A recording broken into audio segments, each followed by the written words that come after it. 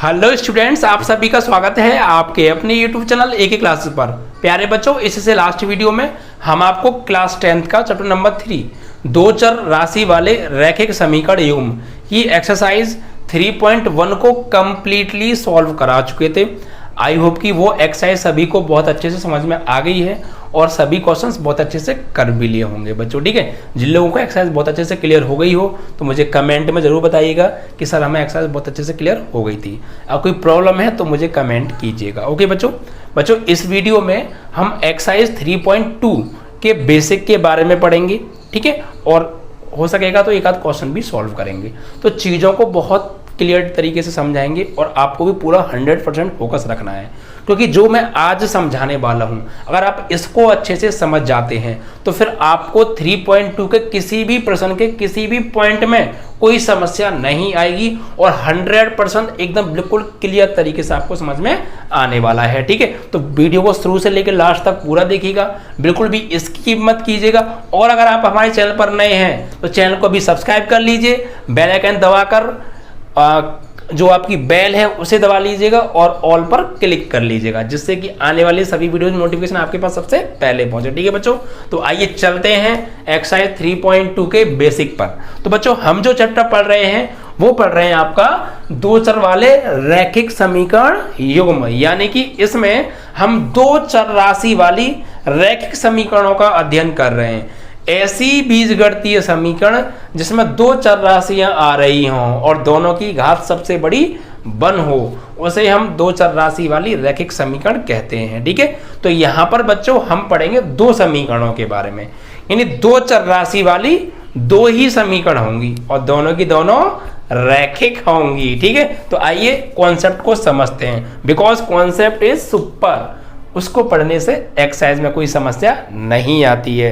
अगर मेरी बात सही है तो कमेंट में यस लिख दीजिएगा। ओके बच्चों, तो चलिए, तो भाई आज देखिए, मैंने आपको थोड़ा सा पहले बताया भी था कि जब हम दो रैखिक समीकरणों को ग्राफ पर दर्शाते हैं तो तीन स्थितियां बनती हैं। कितनी स्थितियां बनती हैं? तीन।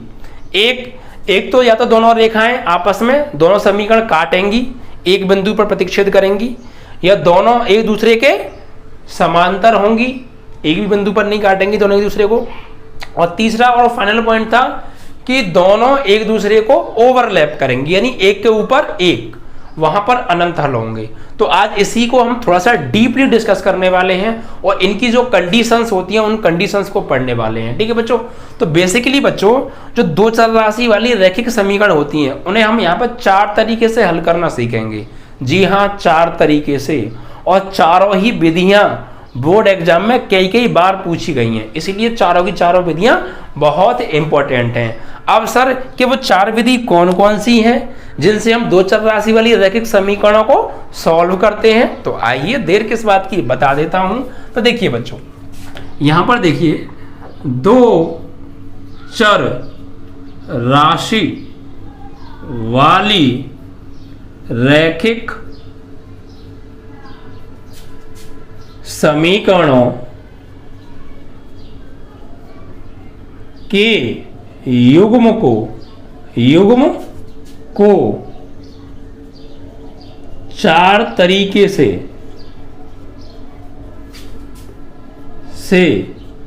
हल करते हैं बच्चों। हम क्या करते हैं? हल करते हैं। ठीक है, कितने तरीके से हल करते हैं? 4 तरीके से। 4 तरीके से हल करना सीखेंगे हम इस चैप्टर के अंदर। और वो 4 तरीके कौन कौन से हैं तो बिल्कुल भी मत तड़पिए। देखिए, पहला तरीका क्या है? पहला जो तरीका है वो है बच्चों ग्राफीय विधि। ग्राफीय विधि जो कि हम 3.2 एक्सरसाइज में पढ़ेंगे, ग्राफीय विधि। ठीक है बच्चों, पूरी की पूरी एक्सरसाइज ग्राफीय विधि से संबंधित है और पूरी एक्सरसाइज में हम ग्राफ बनाएंगे। ठीक है, तो हमें 2 समीकरण दे रखी होंगी, उनकी अगर हम बात करें कि मानक रूप क्या होंगे? मानक रूप होंगे a1x plus b1y plus c1 बराबर 0। ये पहली जो है समीकरण होगी और दूसरी होगी a2x plus b2y plus c2 बराबर 0। ये दूसरी दो चर राशि वाली रैखिक समीकरण होगी। तो इन दोनों समीकरणों को हम 4 विधि से हल करना सीखेंगे। कौन से? पहली विधि है ग्राफी विधि, यानी इन दोनों को हम सॉल्व करेंगे और सॉल्व करके एक्स वाई के मान निकालेंगे। कौन सी विधि से? ग्राफिकल मेथड से, ग्राफीय विधि से, जो हमने पिछली एक्सरसाइज में थोड़ा बहुत पढ़ा था, ग्राफ बनाए थे उस मेथड से। ठीक है, क्लियर ना? दूसरी विधि कौन सी है सर?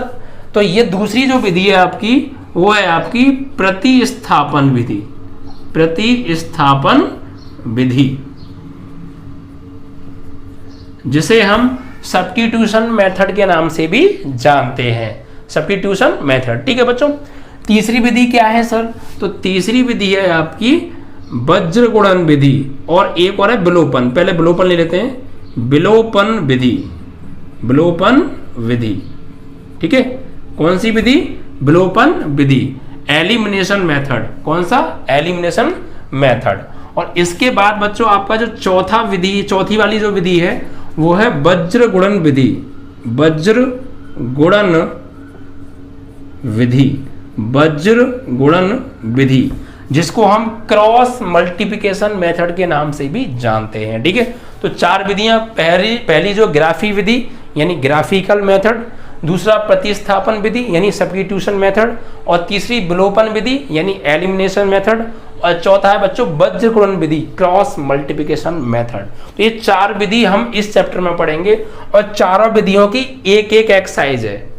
इसी के साथ आपका चैप्टर समाप्त हो जाएगा। ठीक है बच्चों, तो फिलहाल हम जो हमारी 3.2 एक्सरसाइज है उसमें हम ग्राफी विधि से परिचित होंगे, फिर उससे अगली वाली में प्रतिस्थापन से परिचित होंगे, फिर उससे अगली एक्सरसाइज में जो है आपके विलोपन विधि से परिचित होंगे, और जो लास्ट एक्सरसाइज है आपकी उसमें हम क्रॉस मल्टीप्लिकेशन मेथड यानी कि वज्र गुणन विधि से परिचित होंगे। ठीक है, तो आप यहाँ चार विधियां पढ़ने वाले हैं, और ये चार विधियां आपको आगे की बड़ी बड़ी क्लासों तक काम आएंगी। 11th 12th में चले जाना या उससे आगे क्लास में चले जाना, ये विधियां चारों हर जगह काम आएंगी, इसलिए यहाँ बहुत ध्यान से पढ़ना।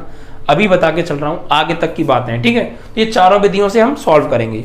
ज्यादातर जो विधि यूज में हम लेते हैं वो इन दो विधियों को लेते हैं। ये दोनों विधियां हमारे बहुत ज्यादा काम आती हैं, इन दोनों का ज्यादा यूज नहीं है। ठीक है, और यहाँ सिर्फ हम इन दोनों विधियों को 10th में पढ़ेंगे, आगे जाके ज्यादा डिस्कस इनका नहीं है। बट आगे तक जो विधि जाने वाली है और आने वाली क्लासों में भी आपके जो काम आने वाली हैं, ये 2 और 3 विधि आने वाली हैं। लेकिन अब आप ये मत कहिएगा ये दोनों विधि बेकार हैं, 10th में इन दोनों विधियों से क्वेश्चन आता है भाई मेरे। ठीक है, तो आपको आनी चाहिए, ऐसा मत करना कि दोनों बेकार है। आने वाली एक्सरसाइजों में तो नहीं काम आती, बट इसमें जो पढ़ रहे हैं 10th में, इसमें तो काम आती है प्यारे। ठीक है, तो चारों विधियां अपने आप में बहुत इंपॉर्टेंट है, और ये दो विधि आगे की क्लासों के लिए इंपॉर्टेंट है, बट इस क्लास के लिए चारों विधि इंपॉर्टेंट है, तो हम चारों को पढ़ेंगे। तो फिलहाल हम पढ़ रहे हैं बच्चों पहली ग्राफी विधि, ग्राफिकल मेथड।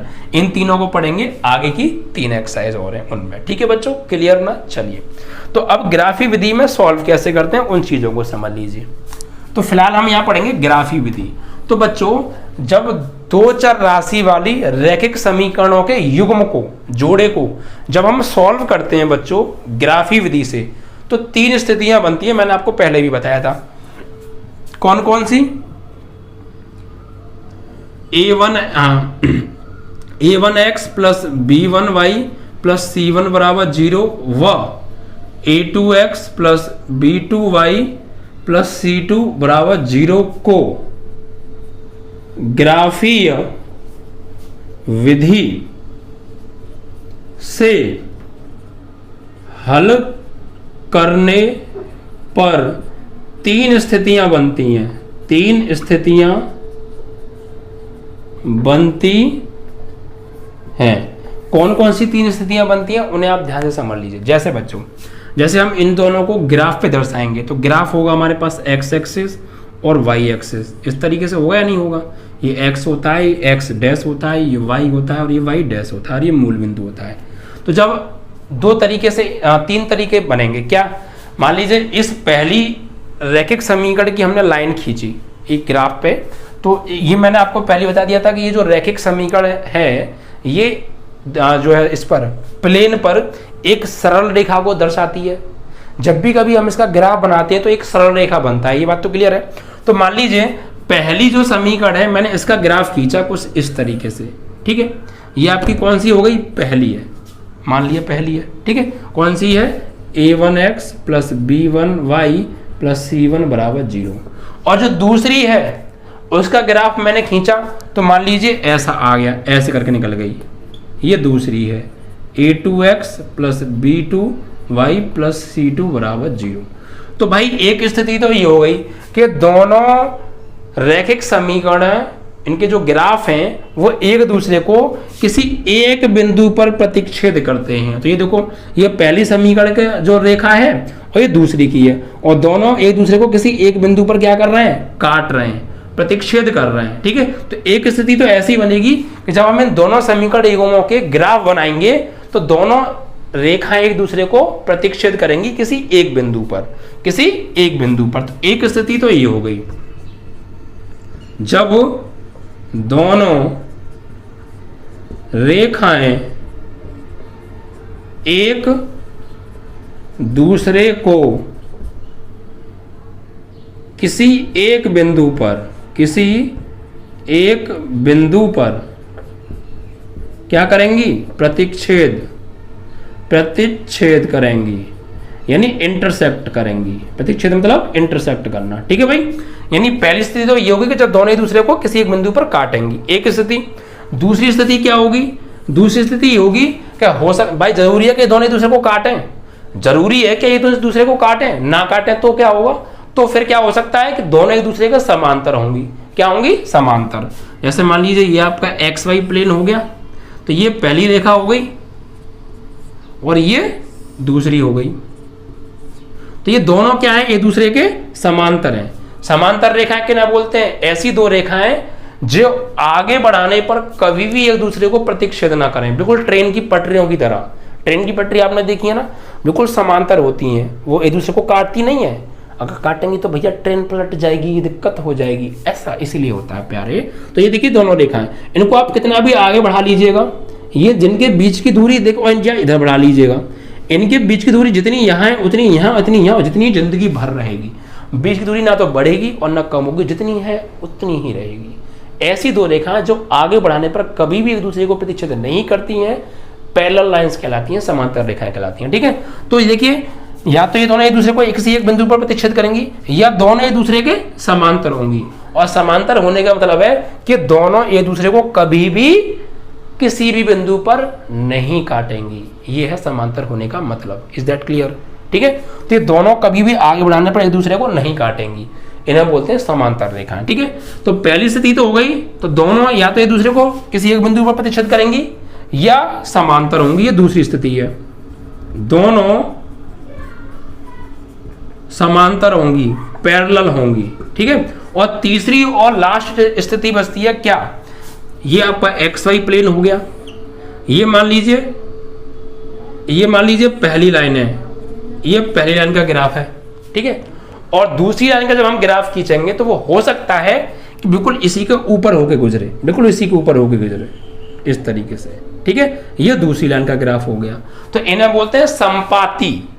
ये एक दूसरे को ओवरलैप कर रही हैं। क्या कर रही हैं? ओवरलैप, संपाती। ठीक है, तो तीसरी जो कंडीशन है वो है संपाती होंगी। क्या होंगी? संपाती। तो क्लियर, तीन स्थितियां बनेंगी। और भैया चौथी स्थिति कभी जिंदगी में बन नहीं सकती है। आपके पास टाइम हो तो चाय बनवा के बैठ जाना, पीते रहना और सोचते रहना। कभी चौथी स्थिति मिल जाए तो मुझे कमेंट में बता देना। वैसे चौथी स्थिति आपको जिंदगी में नहीं मिलेगी, आप बुढ़े हो जाओगे। ठीक है, क्योंकि होती नहीं भाई चौथी स्थिति, कोई चौथी स्थिति होती नहीं है। जब दो रेखाओं को हम ग्राफ पे दर्शाते हैं, 2D प्लेन में दर्शाते हैं, तो दोनों या तो एक दूसरे को किसी एक बिंदु पर काटती हैं, दोनों या समांतर होती हैं, या दोनों एक के ऊपर एक यानी ओवरलैप होती हैं। ये सिर्फ ये तीन ही कंडीशन बनती हैं। तीन कंडीशन के अलावा चौथी कोई कंडीशन बनती ही नहीं है। तो आप ढूंढोगे कहाँ भाई? ढूंढ लेना, मिल जाए तो बता देना। ठीक है, ऐसा होगा नहीं। लेकिन तो तीन स्थितियां होती हैं भैया। जब दो रेखाओं को हम ग्राफ पर दर्शाते हैं तो तीन स्थितियां होती हैं, या तो दोनों एक दूसरे को प्रतिच्छेद करती हैं किसी एक बिंदु पर, या दोनों एक दूसरे के समांतर होती हैं, या दोनों एक दूसरे के ओवरलैप होती हैं, एक के ऊपर एक होती हैं। ठीक है बच्चों, अब इन तीनों स्थितियों की अपनी अलग अलग एक कंडीशन है हर स्थिति में। कैसे? जब हम इनको ग्राफी विधि से सॉल्व करेंगे तो इन तीनों की एक अपनी कंडीशन है, वो मैंने आपको बता दी। ग्राफी विधि से सॉल्व करने के लिए कि दोनों या तो प्रतिच्छेद करेंगी, या समांतर होंगी, या एक के ऊपर एक होंगी। ठीक है, अब बीजगणितीय विधि में इनको कैसे लिखेंगे? जब ये दोनों एक दूसरे को किसी एक बिंदु पर काटेंगी तो बीजगणितीय विधि में से क्या बोलते हैं? समांतर होंगी तो क्या बोलते हैं, और ओवरलैप होंगी तो क्या बोलते हैं। ठीक है, तो इनकी कुछ कंडीशंस हैं, उन कंडीशंस को हम पढ़ लेते हैं, क्योंकि उन कंडीशंस के ऊपर सवाल इस एक्सरसाइज में है। ठीक है, तो कुछ कंडीशन है, हम इनको लिखते हैं, तो आप लोग ध्यान से समझिएगा बच्चों। ठीक है, तो ये बात आपको क्लियर हो गया। जब दो रेखाओं को हम ग्राफ पर दर्शाते हैं तो दोनों या तो समांतर होती हैं या प्रतिच्छेद करती हैं या एक के ऊपर एक यानी ओवरलैप होती हैं। ठीक है भाई, संपाती जिन्हें हम बोलते हैं। तो देखिए बच्चों, सबसे पहले अगर हम बात करें यहाँ पर कि समीकरण युग्मों की हम बात कर रहे हैं। ठीक है, एक समीकरण और दूसरा समीकरण, दोनों का क्या बन गया, युग्म बन गया। तो जब नंबर 1 स्थिति, जब समीकरण युग्म एक दूसरे को क्या करें, एक दूसरे को प्रतिच्छेद करें, या मैं लिख देता हूं यहाँ पे ऐसे करके, जब एक दूसरे को क्या करें, प्रतिच्छेद करें। जैसे मान लीजिए एक समीकरण युग्म ये रहा, एक समीकरण ये रहा और एक ये रहा ग्राफ, दोनों एक दूसरे को क्या कर रहे हैं, प्रतिच्छेद कर रहे हैं। क्या कर रहे हैं, प्रतिच्छेद कर रहे हैं। जब हम ग्राफ बनाएंगे तो दोनों या तो एक दूसरे को प्रतिच्छेद करेंगे, पहली स्थिति, या दोनों एक दूसरे के क्या होंगे, समांतर होंगे। ये पहला और ये दूसरा, दो स्थिति। या तीसरी स्थिति क्या बनती है बच्चों, तीसरी बनती है दूसरे के ऊपर होंगे यानी संपाती। ये पहली और ये वाली दूसरी। ठीक है, तो ये तीन स्थितियां बनेंगी या नहीं बनेंगी, अभी मैंने आपको बताया था।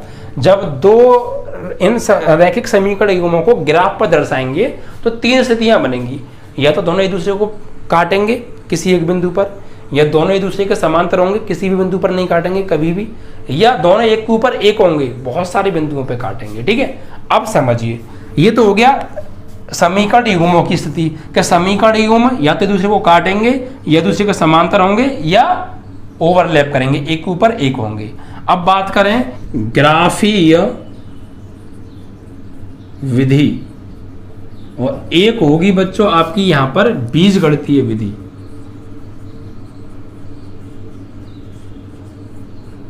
बीजगणितीय विधि, और एक पढ़ेंगे हम इसकी कंडीशन के बारे में, यानी प्रतिबंध जिसे हम कंडीशन के नाम से भी जानते हैं।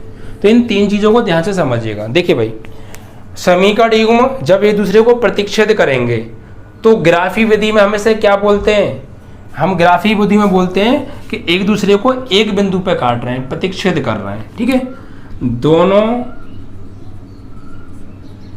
एक दूसरे को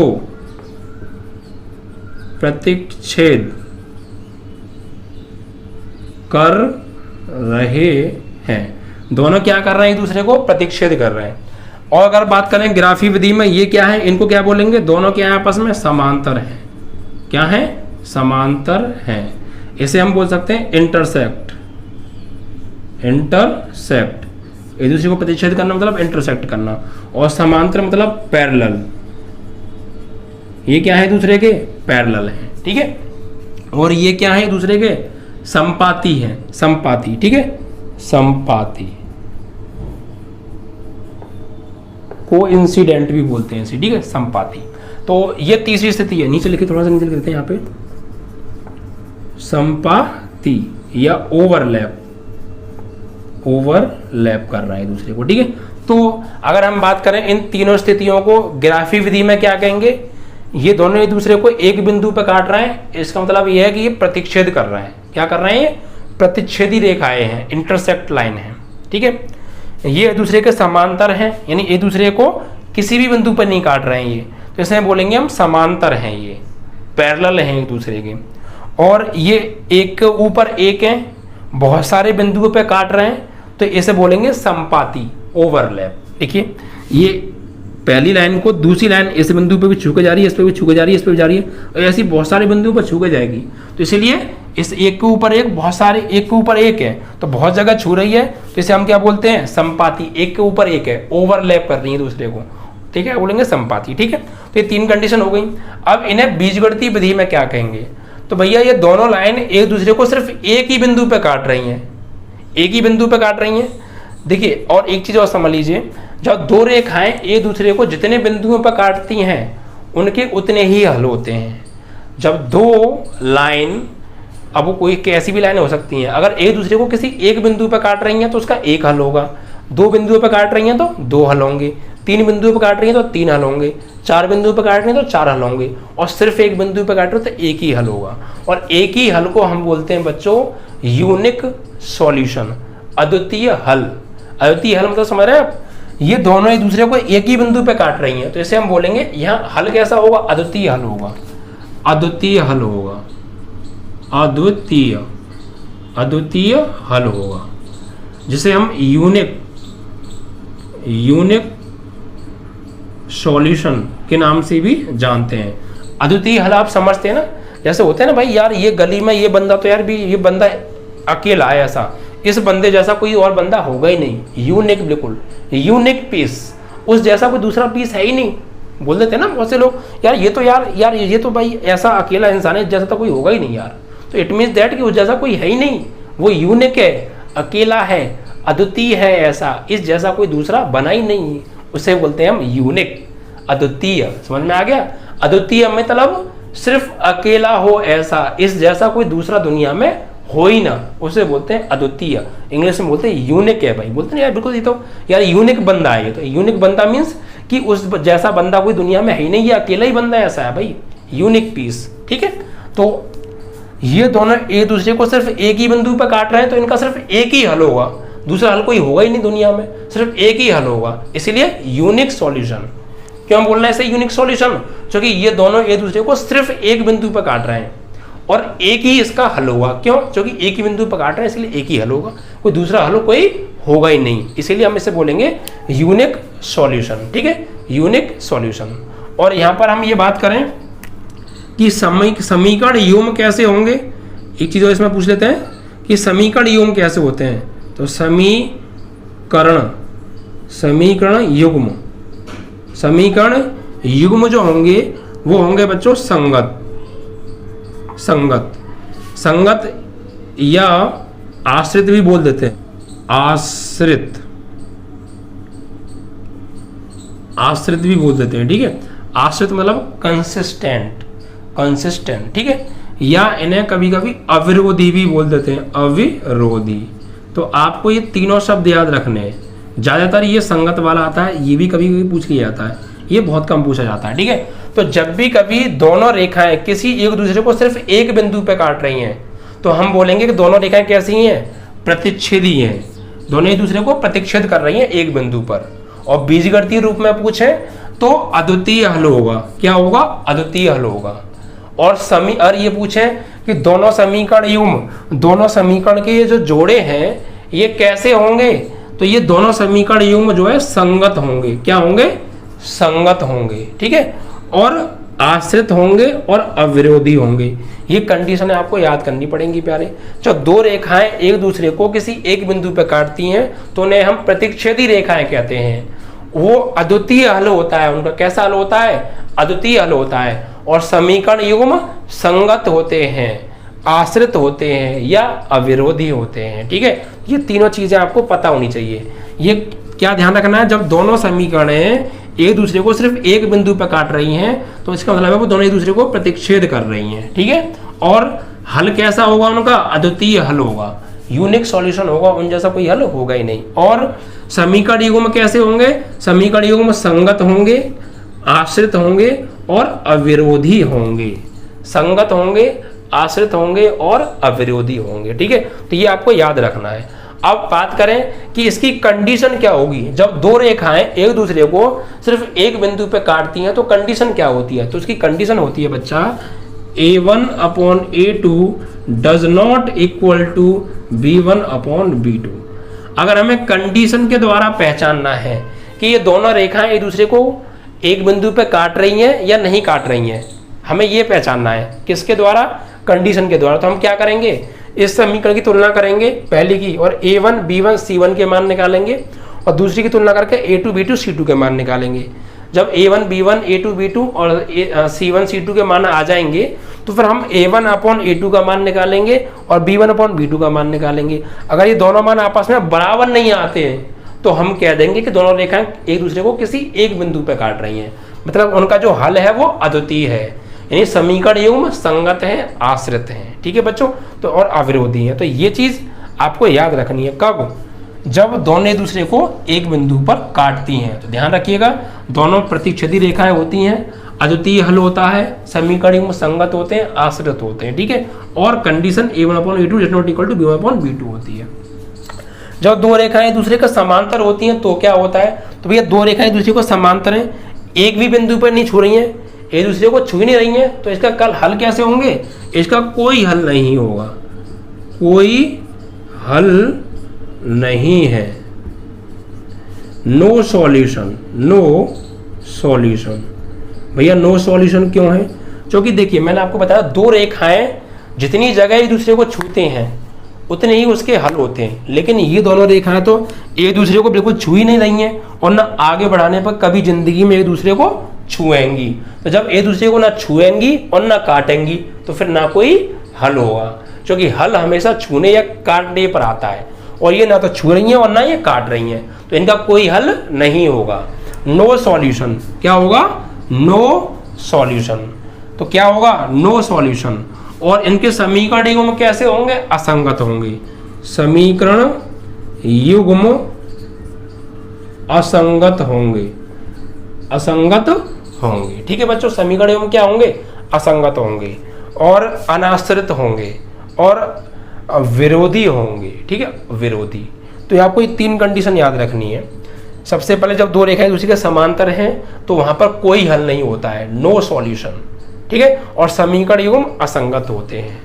ठीक है, चलिए उसके बाद अब इसकी कंडीशन क्या होगी? तो इसकी कंडीशन होती है a1/a2 बराबर b1/b2 बराबर नहीं c1/c2 के। ये कंडीशन आपको याद करनी पड़ेगी। जब दो रेखाएं दूसरे के समांतर होती हैं तो ये कंडीशन होती है कि a1/a2 is equal to b1/b2 is equal to बराबर नहीं, does not equal to c1/c2। आपकी तीसरी कंडीशन बच्चों और बचती है, क्या? उसको समझ लीजिए। जब दोनों रेखाएं एक दूसरे के संपाती हों, जब दोनों रेखाएं दूसरे को ओवरलैप कर रही हों, तो कंडीशन क्या होगी? तो भैया यहाँ पर अगर हम बात करें तो यहाँ पर जो है संपाती होंगी, और हल की बात करें तो यहाँ पर होंगे अनेक हल। क्योंकि ये देखो, ये वाली रेखा और ये जो पहली रेखा है और ये दूसरी रेखा है, दोनों एक दूसरे को बहुत सारे बिंदुओं पर छू रही हैं। देखो यहाँ भी छू रही हैं, दोनों यहाँ भी छू रही हैं, यहाँ भी, यहाँ भी, यहाँ भी, और जैसे इसे आगे बढ़ाएंगे और इसे भी आगे बढ़ाएंगे तो अनंत बिंदुओं पर छुएंगे। इसलिए हल भी कैसे होंगे? अनंत, मैनी सॉल्यूशन, अनंत हल होंगे। तो ऐसी स्थिति में हम लिखते हैं अनंत हल, अनंत या अनेक, अनेक हल होंगे। इसे हम बोलते हैं मैनी सॉल्यूशन, मैनी सॉल्यूशन होंगे। कितने हल होंगे? अनंत हल होंगे। क्यों? क्योंकि दोनों एक दूसरे को अनंत बिंदुओं पर छू रही हैं, इसलिए अनंत हल होंगे। ठीक है भाई, और समीकरण युग्म यहाँ पर इस जैसे होंगे, संगत होंगे। क्या होंगे? समीकरण युग्म संगत होंगे और अविरोधी होंगे, आश्रित होंगे। ये बात ध्यान रखिएगा, जो चीज यहाँ है ना, ये वही चीज इसमें होगी, बस इसमें नहीं होगी। ये बात ध्यान रखिएगा। ठीक है, अब इसकी कंडीशन क्या होगी? इसकी कंडीशन होती है a1/a2 बराबर b1/b2 बराबर c1/c2। इसमें ये तीनों बराबर होते हैं। ठीक है, अगर हमें ऐसी दो समीकरण दे दी और हमसे ये कहे कि बताइए ये दोनों रेखाएं ये दूसरे, ये भाई एक समीकरण ये दे दी और एक समीकरण ये दे दी, और हमसे ये कहेगा क्या बताइए ये दोनों एक दूसरे को प्रतिच्छेद कर रही हैं एक बिंदु पर, तो हम क्या करेंगे? a1 b1 c1 a2 b2 c2 के मान निकालेंगे और a1/a2 b1/b2 निकालेंगे। अगर बराबर नहीं आ रहा है तो हम कहेंगे दोनों एक दूसरे को प्रतिच्छेद कर रही हैं, क्योंकि ये कंडीशन कब है? जब एक बिंदु पर प्रतिच्छेद करती हैं, यानी कि अद्वितीय हल होता है। अगर ये पूछे कि क्या ये दोनों एक दूसरे के समांतर हैं, तो हम ये कंडीशन चेक करेंगे, a1/a2 निकालेंगे, b1/b2 निकालेंगे, c1/c2 निकालेंगे। ये दो तो बराबर आनी चाहिए, लेकिन ये तीसरी कंडीशन बराबर नहीं आनी चाहिए। अगर ये तीसरी कंडीशन बराबर नहीं आ रही है तो हम ये कहेंगे कि दोनों एक दूसरे के समांतर हैं, क्योंकि समांतर पे ही तो है ये वाली कंडीशन। और अगर ये तीनों बराबर आएंगी तो हम कहेंगे दोनों एक दूसरे का संपाती हैं, ओवरलैप कर रही हैं, एक के ऊपर एक हैं, बहुत सारे हल हैं। ठीक है, तो ये 3 कंडीशन याद रखनी है। जब दोनों एक दूसरे को काटती हैं तो हल कैसे होते थे? अद्वितीय होते हैं। ठीक है, समय और जो है अद्वितीय हल होते हैं। अद्वितीय हल की कंडीशन क्या होती है? a1/a2 does not equal to b1/b2। समीकरण युग्म संगत होते हैं। ठीक है, जब समांतर होती हैं तो इन्हें बोलते हैं पैरेलल लाइंस, और इनका कोई हल नहीं होता, नो सॉल्यूशन। इसकी कंडीशन क्या होती है? a1/a2 बराबर b1/b2 does not equal to c1/c2। और जब दोनों एक दूसरे के संपाती होती हैं तो इनके अनेक हल होते हैं, मैनी सॉल्यूशन, और कंडीशन तीनों बराबर होते हैं, a1/a2 बराबर b1/b2 बराबर c1/c2। ठीक है, तो ये कंडीशन आपको याद रखनी है बस। इसी के साथ आपकी जो 3.2 एक्सरसाइज है वो पूरी समाप्त हो जाएगी, कोई दिक्कत नहीं आएगी। ठीक है बच्चों, तो ये चीज़ों को आप अच्छे से याद कर लीजिएगा। इनको मैंने अलग से बेसिक का वीडियो इसलिए बनाया था क्योंकि चीज़ें आपको 100% ये चीज़ क्लियर होनी चाहिए। ये क्लियर तो आने वाली एक्सरसाइज क्लियर। ठीक है, तो वीडियो को पूरा देखिएगा, बिल्कुल भी इसकी मत किया करो यार, अपने फ्रेंडों के साथ शेयर कर दिया करो। जिन लोगों को ये सारी बात बहुत अच्छे से क्लियर हो गई हो मुझे कमेंट में लिख दीजिएगा, सर हमें पूरी बात समझ में आ गई है। ठीक है बच्चों, बाकी अगले वीडियो में जय हिंद जय